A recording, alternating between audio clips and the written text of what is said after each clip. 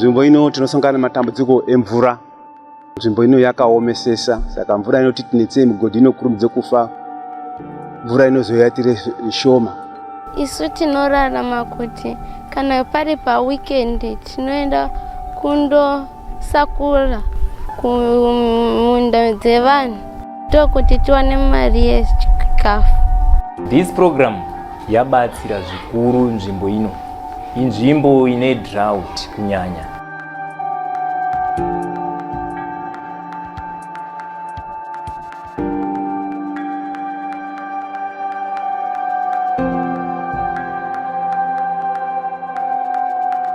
Buhera district is a rural district located in Manicaland province in southeastern Zimbabwe. The local people depend mainly on farming. Maize, millet, groundnuts and groundnuts are the main crops. Cattle ranching is also practiced in the district. Makoni district is also located in Manicaland province in southeastern Zimbabwe.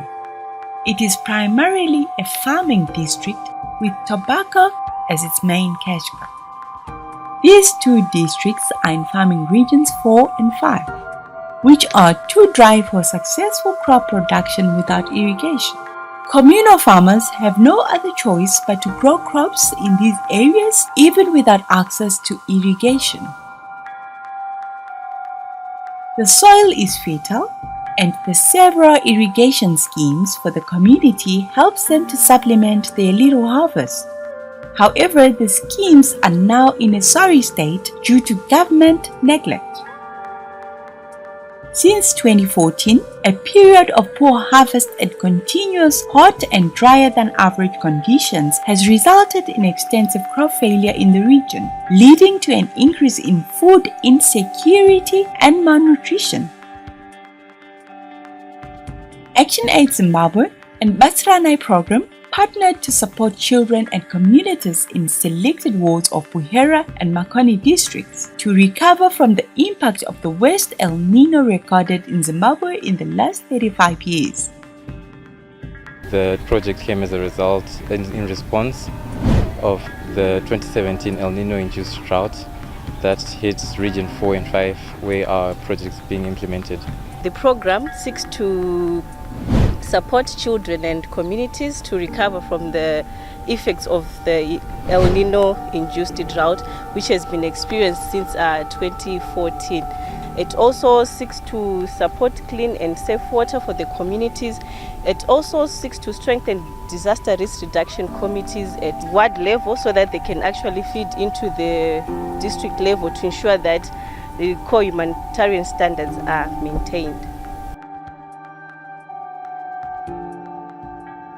The project will improve accountability to children during emergencies by government, ActionAid, other NGOs, communities, and community-based organizations through respecting their needs, concerns, and preferences. This will also be preparation for the unprecedented damage that this weather phenomena is unleashing on poor and vulnerable communities through more floods, droughts, and cyclones.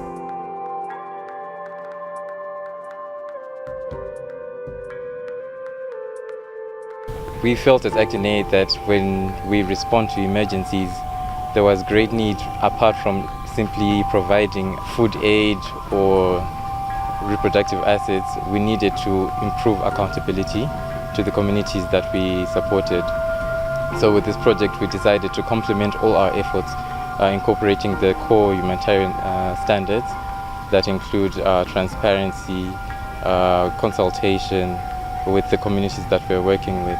To ensure that the program is run smoothly, we have feedback mechanisms which are in place. The first, we have review meetings that we have with clinic staff on the progress of the conveyor blend which is being distributed. We also have feedback meetings with the schools where we discuss their challenges and solutions to those challenges that they will be facing. We also have committees which are in place at community level where we discuss some of these issues as they experience them in the community.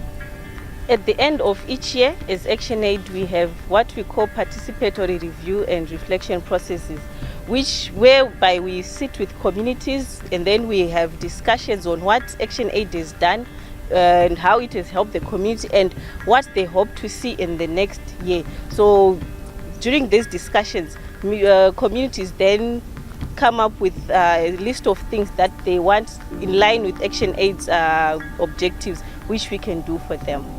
Before we started with the program, we introduced our program to the community leaders.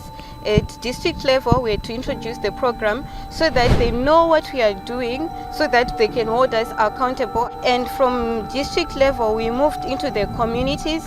Before we do an intervention, we do what we call sensitization. We bring together the village heads, these are the local leadership, the village heads, the chiefs, we bring them together. We introduce the project to the chief so that he knows what's going on, and we introduce the project to different line ministries that will be working with Ministry of Education, the Ministry of Health, the Department of DDF that has got to do with water. We work with various ministries, the Ministry of Health, we work with those nutritionists. They are also involved even in clinics. They're there to recommend us, or even on how the food is supposed to be distributed, on how much a child is supposed to be getting. In a bid to curb the effects of the drought on children, Action Aid Zimbabwe and Batsira Nai program have introduced school feeding programs in selected primary schools. Corn soya bland porridge is provided to all pupils from the early childhood development grades to grade 2. In Makoni and Buhera, we are implementing in a total of 10 wards, providing wet feeding in schools for children from ECD to grade 7, and as well as dry feeding at clinics for lactating mothers and children under 5. So you find that most schools that we are working with are in the peripherals, where many people have avoided going for years because it's really far. Chako Primary School in Buhera District and Jimbe Primary School in Makoni District are among the schools benefiting from the feeding program.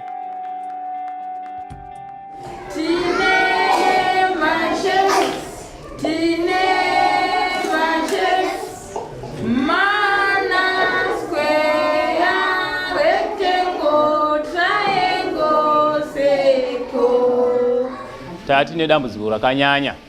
One, kusauya kuchikoro nenyaya yenzara. Tikatarisa kuinfant, twauya twati kurei nenyaya yenzara, kuti mwana aswera asina chaambodya zvisingaiti. Kune vakuru vacho kujunior department, vana vedu vanga vasingauyi zvakare zvakatsetseka nenyaya yekuti kumba panenge pasina chokubata, kurovha ndo wanga uri mugariro pachikoro pano. The school has a total of 263 pupils, of which 124 are girls and 139 are boys. The pupils come from various villages around the school. Jimbe Primary School in Makoni District is one of the other schools benefiting from the feeding program. This program yabatsira zvikuru nzvimbo ino. Nzvimbo ine drought kunyanya. Makore mazhinji yapfuura, kukohwa kwaita kushoma, vana vainetseka nechikafu. Saka taiita matambudziko pano pachikoro evana kuda kutofenda nenzara pano. I am the health master at Nzimbe Primary School, a school which has enrollment of 1,500 pupils. So currently we are feeding 950 to 980 pupils at this school. Kushaya chikafu kwandaita kwaikonzeresa kuti ndichaye kuchikoro nekuti ndiri wiki plus ndendabva mugadhi kunoderedza nekuchera mvura, saka zvacho ndipedza simba rekuti handikwanisi kuzoya kuchikoro nguva ndo pandazoshingondowe. Before this program, we had a problem yekuti vana vanga vaine malnutrition. Nechikonzero chekuti basically munharaunda munomu area ine churches anova polygamous families akati wandei.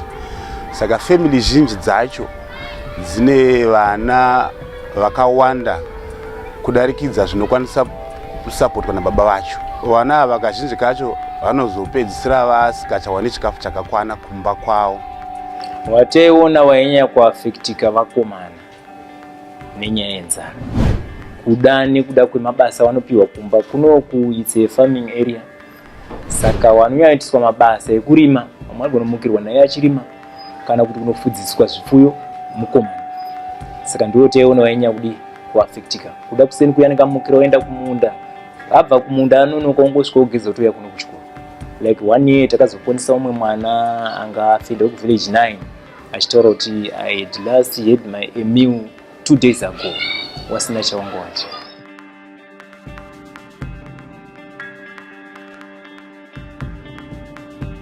Vana vedu vanga vakadzikira pamacages avo, kana rukanda rwavo waitoona kuti vana ava vana vane nzara. Kana pataitora vana ava tichivayera mid upper arm circumference yavo, taivaona kuti vana ava vari payellow, vamwe vachitoenda pared. Kana ari pared tinoti isusu mwana iyeye ari padangerous nekuti atori pamalnutrition, kushayikwa kwechikafu chinovaka muviri mumuviri make. Mwana iyeye ane dambudziko rekutoita murwere, tine titodedzera kuti mwana iyeye ari murwere. Both schools faced similar challenges. Enrollment and attendance was low, which then affected the pupils' performance. Panenge paine dambudziko, mwana kazhinji kana achinge auya kuchikoro asina chaambodya, concentration span yake inoafektiwa. As a result, performance yedu yanga iri very poor.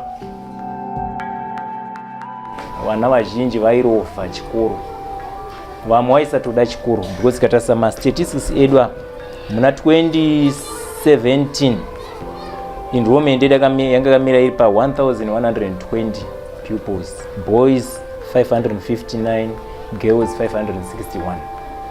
2018 enrollment yakakwira zvakanyanya from 1120 to 1172, boys standing now at 601, girls 571. The porridge is an excellent nutritional supplement. It is fortified with vitamins and minerals and is formulated to be high in protein and low in fat.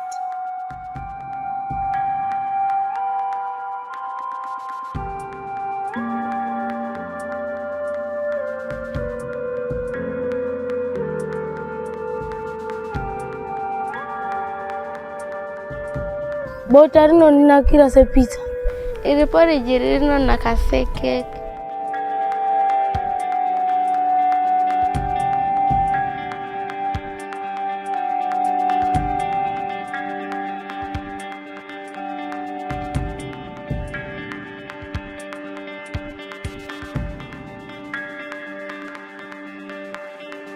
Isusu tiri madzimai mana. Takasarudzwa tiri madzimai 4 kungozvipira kungoti toda kushandira vana vedu, nekuti zvakatifadza nekuda kwekuti vana vedu vanodii, vanodya pachikora pano chiguta.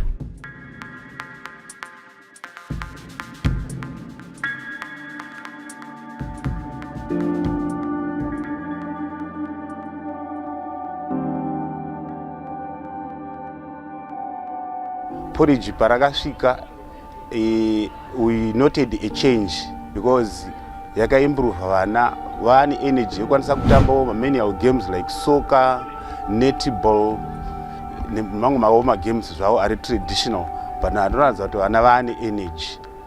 Even their participation in my classes yakureva kuti they are now active. Pamwe pacho you would even anticipate kuti mwana ane bilharzia because anenge achiratidza kuva weak, participation yake muclass inenge iri weak. Izvo maizvo chinenge chisiri chirwere chekuti anenge aine infection nemamwe madiseases, but ingori malnutrition chaiyo chaiyo. Saka porridge riri kuratidza kuti paita improvement yatiri kunyatsooonawo isusu varairidzi vacho. Feeding program yakatanga 3rd term to be in full swing. Yakabatsira chaizvo nenyaya yekuti percentage pass rate yedu yakaimprova, yakakwira from 33.33 to 42.53. Izvi zvakakonzerwa nenyaya yekuti vana vanga vakuuya kuchikoro vasingacharovi, vakukwanisa kuatenda malessons avo ese. Chechipiri, vanga vakuconcentrate malessons avo nekuti vanga vasingachafungi nzara yavasiya kumba, zvakare vanga vasingachadi, vanga vasina chimwe chinovadisturba mukudzidza. Community involvement, when we are looking at schools, you find that at Chako Primary School, when we first introduced the project where we are doing feeding, we went there with the nutritionist who put recommendations for them, and they were found wanting in terms of pots. And then they told us this problem, and then we encouraged them to involve the community. So we have a village head who actually donated a pot. It was a pipe stopper that he actually donated. It was iron, which was recommended, and the nutritionist actually approved it. Pamapoto takati mbereki wese wangobvise chimari ukande mare kwakubva anhu atotenge mapoto nemaplate anoryirwa nevana.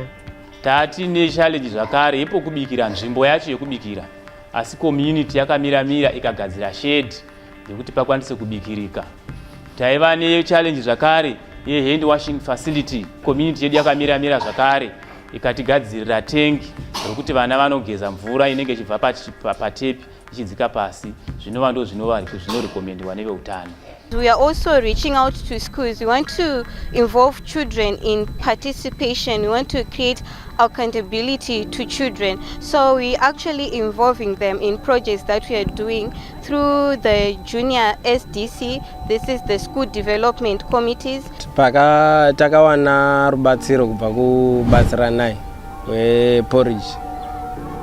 Takabva tabatsirika zvikuru because yakatibatsira kuformulate junior SDC sezvo pachikoro pedu papasina. Patati sati tava nejunior SDC tatisina running water, taingoshandisa bucket. Patakazofacilitatewa nebatsiranai organization kuva nejunior SDC, through that junior SDC ndo yakazotibatsira kuidentify other needs like having the running water yokuti munhu wese wakwanisa kundogeza mvura isina kugezwa neumwe munhu. Saka tingati hygienic, that is one achievement through that organization yejunior SDC. Isu takatsarwa nevamwe vana vechikoro kuti tizoitawo zveSDC. Takachigadzira zvimwe magarden tisi takataurirana kuti tizogadzira. Marata akanga adonhedza mvura anga adurika, mapo akanga aora, mijuru dzichidonhera pamabhuku dzichisvibidza mabhuku edu. Tobva tataura kune veSDC ndokusvitsa kune maheadmaster ndokutaura vana vechikoro ndokubva vataura vabereki ndokuita meeting, ndokubva vatenga zvimwe marata, mapo ekuisa mumaklasi. Takanga tichigezera mubhaketi, vamwe vanga vane tsvina vachidonhedzera mubhaketi, munonga muchichererwa mvura yekugezesa vamwe maoko. Izvozvo zvaitizwisa korera. Takazogara pasi ndokubva tanyora nezveSDC, tobva tatenga matengi anonzi marun off ekugezera maoko echichidonhera mumwe mudhiramu rinenge richipinda tsvina yacho. Stanley and Felicitas are pupils benefiting from the feeding program.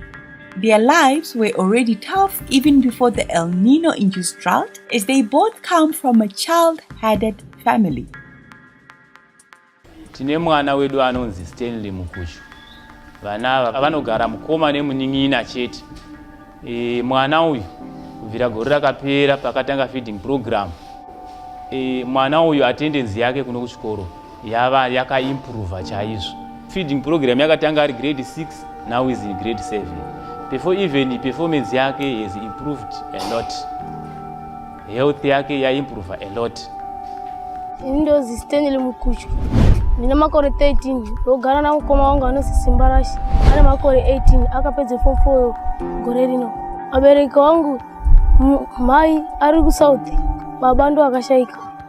Mare school fees tinoenda koshanda kumakorikicha kumaminda kwevanhu, tobva taone mari totenge mauniform nekubhadhara school fees. Uniform ndinoziva chira ndega. Kana ndakura ndoda kuite musoja. Ndoda kuite musoja nekuti ndoda kudzivirira nyika yedu kuti avenge vasauya muno. Stanley mwana anogara mumhuri inotungamirirwa nemwana. Anogara nemukoma wake Simbarashe vari vaviri. Simbarashe akabva kunyora form 4 gore rapera. Stanley ange aine matambudziko ekuti ainonoka kuya kuchikoro. Kuda inyaya yekuti vaimuka vachimbobika nezvemasikati ndo zvimwe zvaaipindura pataimubvunza kuti sei wanonoka.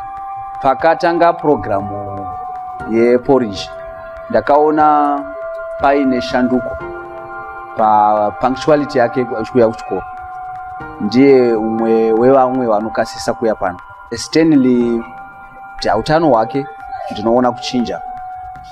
Performance yake muchikoro chaiyo iri kuchinja. Concentration yake, listening span iri kuchinjawo chaizvo. Stanley aigara achicomplaina nenyaya yemudumbu. Aingoti akaitawo pamwe 2 days ari right, 3rd day kuti mudumbu munorwadza pamwe warofa. Ati ndichitarisa gore rineri kuda akarofa kaviri chaiwo chete. Asi ndichimutarisa last year zvanga zvichinetsa kuti vhiki ipera asina kurofa nenyaya yemudumbu. Ndoona kuti bota rinenge riri kumubatsira chaizvo nokuti anenge mudumbu make munenge makatsigira. Sevana vari kumba uko pamwe pacho havazozivi zvokubika kuti zvipi nezvipi. Vanenge vachingoti chero zvavabika pamwe hazvitovakwaniri. Ini ndinonzi Felista Spider. Ndine 14 years old. Ndiri grade 6. Ndinogara nasisi vangu, sisi Faith, nemuning'ina wangu Yese. Sisi wangu wambari form 1, muning'ina wangu uri grade 6. Ini babangu akafa. Mengu ndakapedzisira kuona kare ndiri grade 2. Isu tinorarama kuti kana pari pa weekend tinoenda kundosakura kumunda dzevanhu. Tasakura togona kupuwa $4 ndokuti tiwane mari yechikafu. Mari yekuchikoro kana tikadzingwa tinoenda kumaticha edu. Tenda kumaticha edu ndo anogona kutibhadharira. Ini ndinoda kuzoita pilot nekuti ndoda kuhamba mudenga. Vana ava vana vamwe vakasarudzwa kuti vapinde mupurogiramu yokubatsirwa nenyaya yekushupika kwavo nemagariro avanoita. Izvi zvakapfurikidza kuonekwa paperformance yavo mukilasi. Vana ava vana vanogara vega. Mai vachona vanogara kubhikita kwavanomboenda vachimbonosunza kana kundoshanda ndokunoti naye mvura kudarikawo muno matiri muBuhera. Saka pavanoenda ikoko vanosiya vana vachigara vega vari vatatu, umwe wachona ari kusekondari. Saka vana vaisinonoka kuuya kuno kuchikoro nokuda kuti vanononoka kumuka. Vanoita zvimagadheni zvavo pamba vachindochera mvura. It's about 2 kilometers. Unochera mvura vochiya nayo vachidini vachidiridza pagadheni pamba pavo ipapo. Saka zvinozokonzera kuti vanononoka kudi kumuka kuzoya kuchikoro. Performance yevana ava yakaonekwa yakati dzikirei muklasi mavari. Saka ndobva vapinzwa mupurogiramu inova inobatsira chikoro chese yeporridge yakauya nebatsira naye. Purogiramu iyi nechikafu chainovapa vana ava ndiri kuona vachiimprova chose, even kumasports kokuti tinondomhanya pangava masikati kana kuti nguva ipi zvavo tichienda kumaprojects akasiyana agriculture atinoita mugadheni uku. Vana vanoratidza kuti vanenge vava nesimba rokuita mabasa iwayo mushure mekungoti vanenge vawana chikafu nepurogiramu yenenge yebatsirana yeporridge yatakapiwa. The El Nino-induced drought also caused malnutrition to children less than 5 years and lactating mothers. Chirongwa cheCSB chakatibatsira stereki pavana vedu ma-under 5 nekuti tanga tiine vana vedu ma-under 5 vanga vari malnourished vaine mid upper arm circumference of below 12.5. but pavakapuhwa porridge irorero within 2 to 3 months vanga vatochinja vata healthy. Mid upper arm circumference yavo yakabva yatochinja yatoenda pa13.5 zvichienda mberi, because 13.5 ndiyo yatinoti mwana anenge ari healthy achiwana chikafu chakakwana. Then mamothers edu, mapregnant mothers edu akapuhwa futi porridge vanga vaine mid upper arm circumference iri below 16 within 2 to 3 months. Mid upper arm circumference yavo yanga yata kuma21 ichienda kuma22 23 ukoko, zvichireva kuti vanenge vakuwana chikafu chakakwana chaibva muCSB porridge.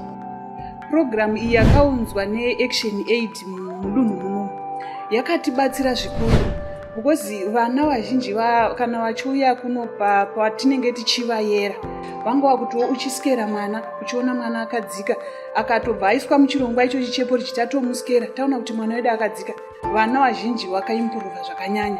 Nyangwe nana mai vakazvitakura waitoona kutoti pavanenge vazvara paya tobva tavaisa futi muchirongwa ichochi pekuti mai vasununguka waitoona mai vachiimprova. Inini ndinoitwa Catherine Kapuma. Ndine wana 4. Wana wangu 4 iwawo watatu ndaisa adya porridge direction aid. Wandinaye mumaoko anoitwa Mukudzei. Saka pandakasununguka Mukudzei ndo pandakatanga kudya porridge direction aid. Ndichidya porridge direction aid kudaro ma-kgs angu akachinja kubva paaiwe kubvawo pa 56 kuenda ku 58. Kana mwiri wangu chaiwo newana wangu wandakanga ndinawo kudhara ndakaonda zvokuti vanhu vaitoona wega kuti munhu ari kuyamwisa, asi pane uyu hazvisi kutombooneka kana vanhu vakatoditi mune mwana here. Ndikati vanhu vanoramba kuratidza kuti porridge irororo ndine zvandiri kuona zvari kubatsira mukati memwiri wangu. Kana mwana wangu akasimba kuratidza kuti ari kubhenefitawo, ndofunga kuburikidzawo muporridge iroro. Ende chechi2 weight yake chaiyo yemwana iri kukwira zviri normal, yasiyana neyewamwe wana wese wandaisunungukawo. Program yebota yakainzwa naVillage Youth Worker namai Chimbetete. Takaenda akatitaurira kuti kwakaya bota, saka takazoenda tikanosikera vana vedu. Ndakakera mwana wangu ndakaona ma-kg ake akadzaka nemawaki yake yaitaridza kuti haana kugwaza. Pama-kg ake yange iri 9.5, mawaki yanga iri 12.3. Vakataura kuti ukaona mwana uri pasi pe 12.5 zvichidzaka kutoradza kuti mwana iyeye haana kugwaza. Porridge takapuwa musi wa6 March 2018. Tapiwa porridge kubva ipapo ndiri kuona kuti mwana wangu uri kuchinja. Handina kumusikera zvangu, but kumusimudza chaiko ndinotoona kuti uri kugaina, plus hembe dzake chaidzo ndichimupfekedza ndiri kutoona kuti zvine different. Ndofunga kuti porridge randa ndichimupa ndofunga haurifariri. Ndo zvandinofunga, nekuti wakamupa dzimwe dzenguva unoramba kudya, asi iri pandinomupa pese unongodya haurambi. Isi tinongoraramawo nekuita mari kicho kuminda dzevamwe tichipiwawo kana chiri chikafu chekudya. Murume wangu unoita basa rekufudza mombe. To help improve household food and nutrition security, there was a need to rehabilitate boreholes for the community to access clean and safe water.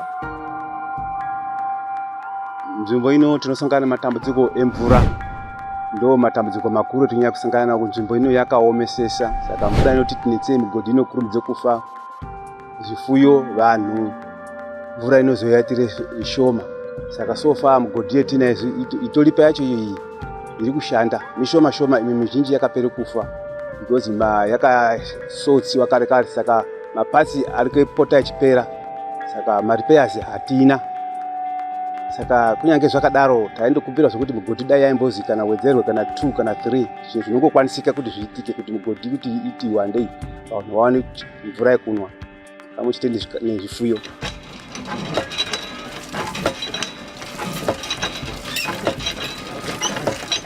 mvura ndio yatinetsa. Mvura yedu tinoitora ku community borehole iri 400 meters away. Patiri kutora mvura iyi pa community borehole ndo panoti community yose ndo painowanira mvura yokumwa, ndo painowanira mvura yo, ndo panomwira ng'ombe dzavo, ndo pavanowana mvura yekudiridzawo garden yavo. Saka panenge paine pressure nguva nenguva pakuwana mvura iyi. Kazhinji nguva inonge ichitomwa ng'ombe vana havatocheri mvura, toreva kuti nguva iyi ikakolidha necommunity mazuva mamusi yo garden hakuna. The only solution kusustain nutrition garden yedu dai school ikawana its own water source, its own borehole inenge iri within the garden, so that mvura vana havachafambi long distance vachindotsvaga mvura, so that vanokwanisa kurima nzvimbo yakati kurei, production yekubva yakura inokwanisa kufidha chikoro chose. Yeah, pachikoro panapa there is a challenge yemvura. There is no water. So vana vacho they end up vakubva nemvura mumacontainers avo yekuzoshandisa for after consuming the porridge. But as teachers, we are not aware whether the water is from protected sources or from unprotected sources. So we end up discovering to vana vanenge vakudevelop maproblem of disease akasiyana diarrhea, typhoid, dysentery. So the problem is detanga tawana source of water iri clean nearby. Zvaiti yamwe. When you go around in communities doing the sensitization meetings, we also ask the community what they want apart from what we've brought to them, and when they're together they can give us more. And we noted that for the boreholes they need drilling, because from what I was noting, some of the boreholes in this area were first drilled in 1960. So to rehabilitate a borehole that was drilled in 1960, it continues to collapse, and we continue to rehabilitate and it continues to collapse. So in such cases you find that drilling would be essential. As part of our work, it is our responsibility to identify the gaps that are in the communities during the emergency and that were there prior. This will allow us to frame out better support for the future. We do realize that it's not possible for Action Aid to do all the work by itself, so we also support the district water and sanitation committees, the child protection committees, to better coordinate the efforts of NGOs working in their communities, to synchronize the needs that the efforts that are there, and synchronize the needs that the community might have, so that not only the burden falls on Action Aid, but the burden can also fall on other organizations and has bigger impact on the communities that we're supporting. Panyaya rehabilitation, kana chitaura kuti rehabilitation, tirikuda kudzosa infrastructure state yanga inayo pakutanga, kureva kuti tiratarisana nema water points. Tinenge tine target yekuti dai tagona kuachieva kurehabilitate boreholes, although sometimes tinombosanganawo ine challenges space and all that, but you do see kuti boreholes iwayo anorehabilitatwa, but tinotarisa kuti standards ekuti borehole rehabilitatwa rinoda zvipi nezvipi. Tinoona kuti zvatakanyora ndizvo here, nequality yatakanyora ndizvo here, masizes space acho atakanyora ndizvo here, because zvikauya zvisina kudaro, zvikazodzika uko kucommunity kwatinoda kuti vanhu vabatsirike, hazvizoshandi. Tombototi for example party yauya haina kusimba, tichati tarehabilitate mangwana borehole racho rotonzi rafa. Mastandards tinofanira kuti ungoatedzera, although iri emergency, because togona kuiti emergency yoramba yoita emergency because tikaendesa matools maspace asina kuita zvakanaka, and tinoramba tichiita tichidzokorera the same problem. Saka what we do, emergency iyoyo whatever yauya nani mapartners edu auya nema-emergency programs, even if iri government yauya ne-emergency program towards the community, we ensure kuti zvinhu zvese zvacho zvatiri kutoendesa iko zvine quality. Saka at the same time isusu wacho toenda futi ikoko kucommunity. We don't end up here, tinodzika ikoko kucommunity sedwist. Saka we make sure kuti tasvika pabhoho iroro nenguva rogadzirwa nenguva with the technical people. Tosiya vanhu vakumwa mvura, taita ensure kuti vanhu vakumwa mvura, oro kana iri nyaya dzematoilets vanhu vane matoilets acho ane standard yatinotarisira. Nutrition gardens were also created as a way to sustain communities. So through community engagement, we found that we were going to need to rehabilitate boreholes and install nutrition gardens. We hope that this will improve the community's access to water, the community's access to a variety of nutritional foods that they normally cannot access in their community. And we hope that this kind of initiative is more sustainable looking in the future when ActionAid is not going to be there. The community will still have something to hold on to and make use of. We got the Department of Agri-Tech and we had to ask them to identify the vulnerable communities. We made sure that we had to explain the word vulnerable so that we could be given the right people, and this area was actually noted. Dambudziko redu tairima masai, saka muchozi masai muchadikani kurima. Saka takazotiwo batsirana izo titsvakirawo madhona okuyo kutibatsira uno. Tairima ngedambudziko rekuti tatisina mugodhi, taitsvage mvura ndokwandaimwa matsvina tichidiridzire magadheni ngemvura yemwasai. Community yakangochemawo sabhuku we, zviro zvine zvitodai zvino tingasvikawo pari tichiende mwasai, plus ndikarime gadheni vangu mwasai mombe dzouya dzorya ndototama muriwo wokurya ndiwo. Saka azviite here kuti timboendawo kuna anokwanise kubatsira vanhu. Mudhumeni wakauya newekubatsiranai uchiuya uchigure ndima uchoti umwe naumwe ngaamira umwe naumwe ngaamira muchigadzira so muchiita so tichobatsirika. Ende tichitenda zvokuti musi wazvatanga kuuya muno takangoona toone mota yechisvika tichipuwa mabhara 3 mapadha 30 mafoshoro 10 ne7 zvimakoforo zviya zvimweni handichanasi kuzozviita kuti kudzidza kwakati sari, asi takazvifarira kuti tatopuwa zvokushanda ndizvo. Usinyana badza pamhatso pake ungati here handendi kugana nabadza, mapadza takapuwa. Kuuya kwemvura yakauya yauya yeienda pano, anhu hatichaende mwasai, haticharimwi ngemagoko, toye kuchera pano. Pedze kuti tibve kumagoko taane mvura, izvezvi taane gadheni ratapuwa kubvire kuri kuti tibatsirike kuti tisasarimwa ngemagoko tichiende kodidze kwasai. Unorimwa ngegoko kuende kwasai kuda kwake. Kushinga Garden supports 160 households comprising of families, widows, orphans, and single mothers. Each household has 10 beds to make use of. Misha yedu zvoto zvedu zviri muno 160 zvinofanika zvakapinda muno mugarden 160 zvoto zvedu zviri kuda kurarama ngegarden rekushinga garden.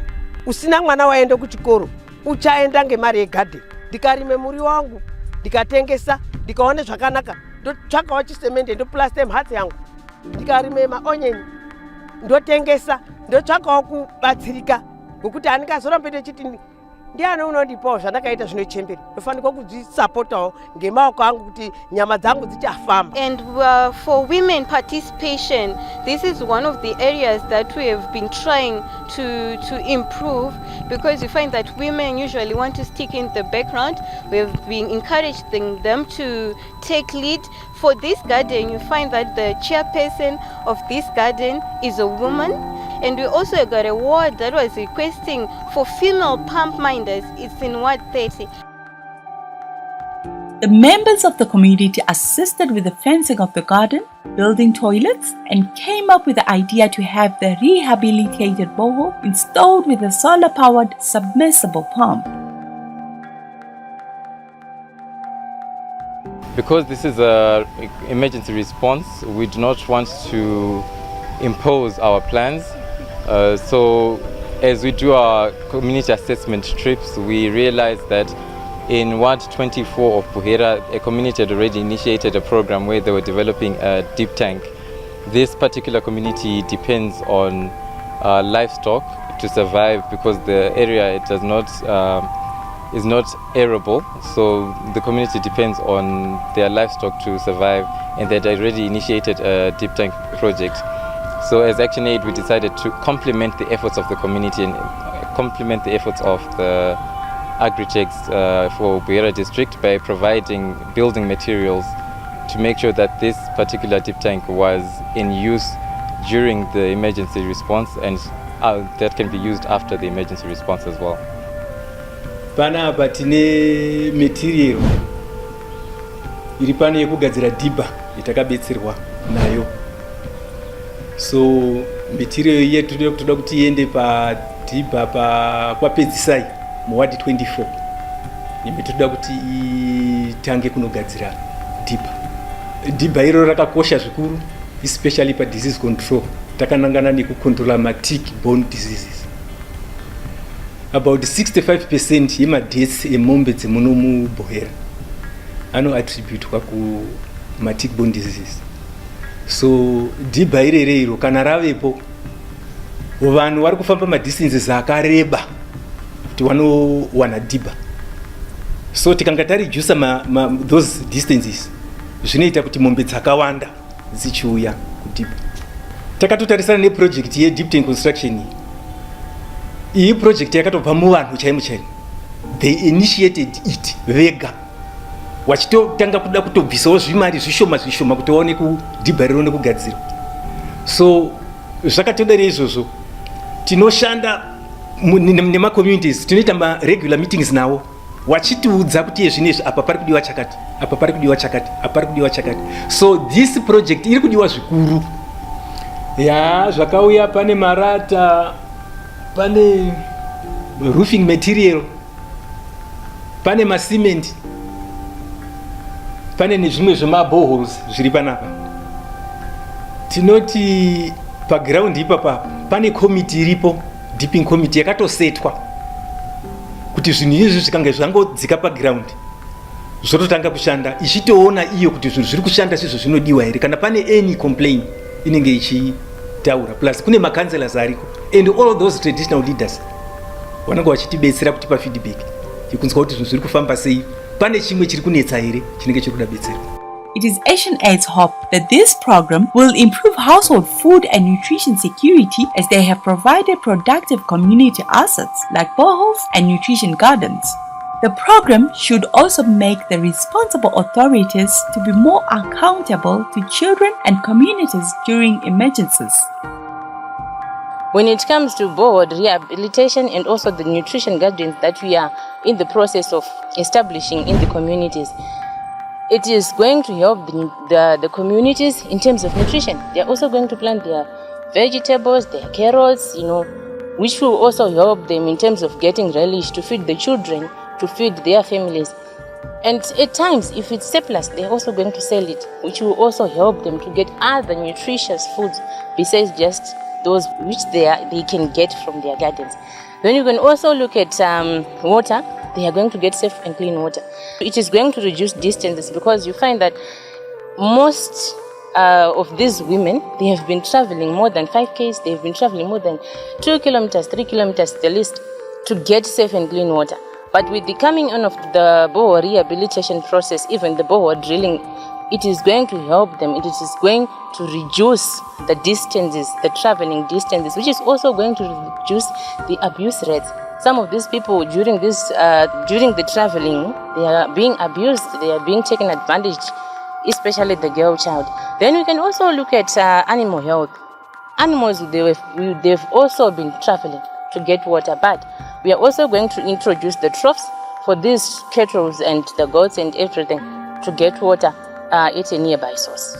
To ensure that core humanitarian standards are followed, the community is supposed to have feedback mechanisms, and they also have to have our contact details, and we respond to any kind of complaints at any time of the day or night, and we have to respond within 24 hours of getting that complaint to make sure that we've adequately addressed the issues that the community may raise to us.